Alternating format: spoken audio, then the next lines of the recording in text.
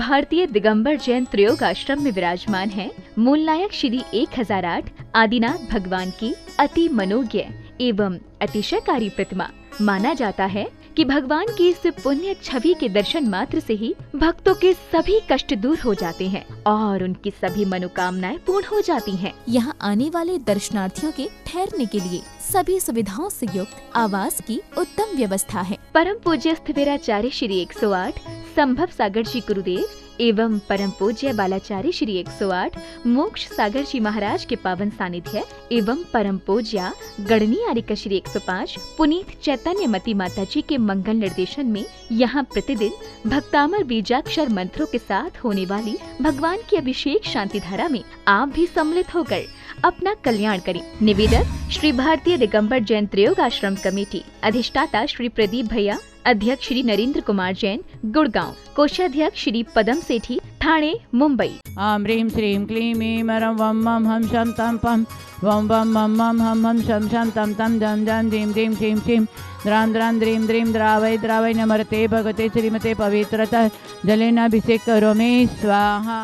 ह्रीं श्रीं क्लीं ऐं मरं वं मं हम शं तं पं वं वं मं मं हम शं शं तं तं पं पं जं जं धिं धिं क्षीं क्षीं द्रां द्रां द्रीं द्रीं द्रावै द्रावै ओम नमस्ते भगवते श्रीमते ओम ह्रीं क्रोम अस्माकं शांति द्वारा देखने वाले करने वाले सर्वभक्त जनानाम मुनि हरिका श्रावक चतुर्श शंकर मम पापम खंडे खंडे जय जय जय द द पच पच पाचे पाचे ओम नमः रंजन द्रीं श्रीं हम सम जम वपः क्षां श्रीं शुं श्रीं श्रीं शं शं क्षा श्रीं राम ह्रीं रूं ह्रीं ह्रीं रं ह्रा द्रां द्रीं द्रावै द्रावै नमर्ते भगवते श्रीमते ठाटा अस्माकं श्रीरस्तु वृद्धिरस्तु तुष्टिरस्तु पुष्टिरस्तु शांतिरस्तु कांतिरस्तु कल्याणमस्तु स्वाहा। एवं अस्माकं कार्यसिद्ध्यर्थं सर्व विघ्न निवारणं श्रीमद्भगवतरथ सर्वज्ञ परमेष्टि परम पवित्राय नमो नमः। अस्माकं श्री शांति भट्टारक पाद पद्म प्रसाद सद्धर्म श्री बलय आरोग्येश्वर अभिवृद्धिरस्तु सद्धर्म शिष्य परशिष्य वर्ग प्रसिद्धंतु वा। ओम वृषभादय श्री वर्धमान पर्यंत तीर्थंकर ओम ह्रीं नमोते भगवते श्रीमते श्री आदिनाथ तीर्थंकर पद्मप्रभु पार्श्वनाथ महाविशामी चतुर्थ तीर्थंकर दिनेन्द्राय नमो नमः। ओम नमरते भगवते प्रश्न से दोष कलमशा दिव्य तेजोमते श्री शांतिनाथ शांति कराय सर्व विघ्न प्रणाश नहीं, सर्व रोग अपमृत्यु विनाश नहीं, सर्व पर शुद्ध विनाश नहीं, सर्व शांति कराए। राम ह्रीं रूं राम राशि उषा अस्माकं सर्व शेखानम सर्व शांति धरा देखने वाले करने वाले सर्व भक्त जना मुनि हरिका सराव चतुर संघर्ष सर्व विघ्न शांतिम गुरु गुरु तुष्टिम गुरु गुरु स्वाहा। ओम ह्रीं श्री पार्श्वनाथ दंड पद्माते सीता ठमलौरम स्मां स्मी स्मो स्मी स्मो स्मा कलिगुंड दंड स्वामी नतुल बलवीर परिक्रमाय अस्माकं शांति धरा देखने वाले करने वाले सर्व भक्त जना मुनि हरिका सराव चतुर संघर्ष प्रतिवश आकांक्ष दीपम मणिक नीलमे सर अशद्र कमल ठंग सर विघ्न शांतिताम सर्व जगदीश मधुय सर विघ्न शांत रंजना जगदीश सर विघ्न रंजना गुलाब चंद्र सर विघ्न जुय सर विघ्न शांत कमल ठंग सर विघ्न शांतताम पुष्पा सेठी चली ललिता संतोष सेठी से परिवार सर विघ्न शांतताम सौरभ संजय संयम मीनू कतांसी अभय मीना देवी हावड़ा कोलकाता से प्रेस सुरेश जी स्नेहलता सेठी कोलकाता से प्रेस निमिचंद कंचन देवी गंगवाला गुवाहाटी से परिवार से मधुय सर विघ्न शांतता हेमाया सर मुकेश सर विघ्न शांतताम पुष्पा सेठी सिद्धार्थन सरिता सर किरण कुसुम सर राकेश बॉबी यश पूर्वी राहुल नेहा हार्दिक सपना ज्ञानेश सरोजा पवन सपरिस संगीता सुशीला सरिता दिलीपा शांति कुमार आयुष हीरो आनंद सपना पांड्या सपरिवार से बीना छिंदवाड़ा प्रीति सोगानी पदमजी रायपुर से परिवार से सुशील अनुराधा से राजेंद्र जीतू से परिवार से संतोष हेमा औरंगाबाद से सुधीर अभिनेता से परिवार बंबिता संतोष महावीर होशंगाबाद परिवार मुकेश निगुल चुमे से परिवार रेणुका से परिवार ममत संभव सागर पुण्य आरोग्य प्राप्त समाधि साधनवृत्त शरणानु सपरिवार से कविता जयपुर से परिवार मनीष सिंपल से परिवार मुकेश निगम से परिवार प्रमोद दीपा से परिवार सुभाष से समृद्ध से परिवार संकल्प विकास भोपाल वर्धमान कुशलकर से परिवार ममता चंद्र प्रकाश सर परिवार संतोष नूतन जी से परिवार से सुरेश गांधी से परिवार से दीपा से परिवार से अस्माकं सर्व शेखानाम महावीर डीमापुर से ममता मंटू मायल संगीता पूनम दीपा से परिवार से पायल से परिवार से शाविंद्र देवी से परिवार से एकदम शांतताम अस्माकं सर्व शाकिन्यादि भयोपशमनं गुरु गुरु आत्मविद्यां वृक्ष परविद्यां छिंद छिंद बिंद बिंद रूम फट स्वाहा।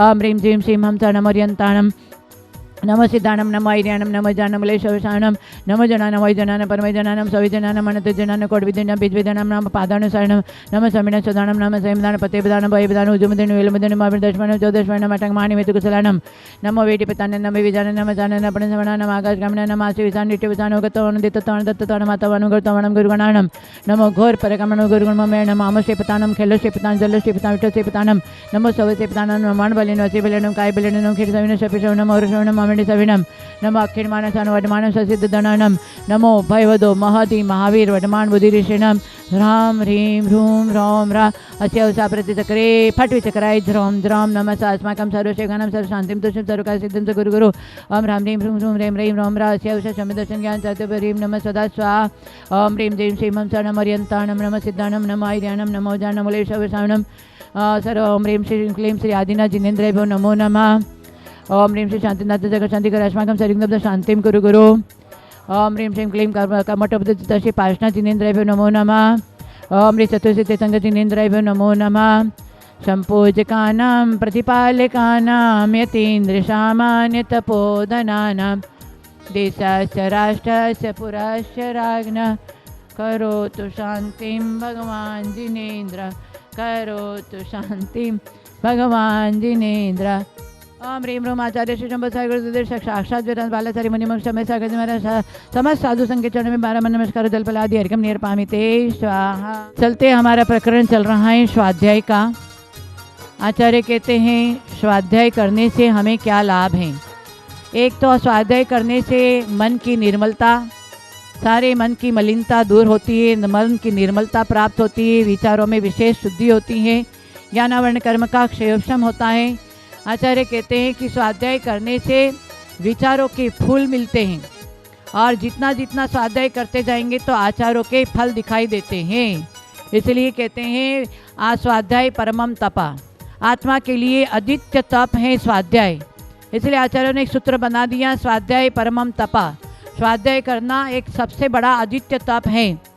ऐसे तो आप व्रत उपवास आदि करते हैं, परंतु ज्ञान बिना यदि ये करते हैं तो इतना कार्यकारी नहीं होगा, और ज्ञान पूर्वक यदि तप करेंगे तो विशेष कर्मों की निर्जरा होगी।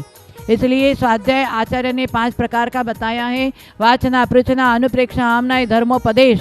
वाचना माने पढ़ना, बार बार पढ़ना, उसका नाम है वाचना। पृच्छना, जो एक दूसरे को चर्चा करना, जो भी आपने पढ़ा है उसमें चर्चा करना। और केवल वाचना नहीं, पढ़ना नहीं है, जो भी पढ़ा है उसमें जो भी शंका होती है वो आप लिखते जाओ, और कोई साधु त्यागी के पास में जाओ, उसका शंका का समाधान करो, तो ऑटोमेटिक ज्ञान का क्षयोपशम बढ़ता चला जाएगा।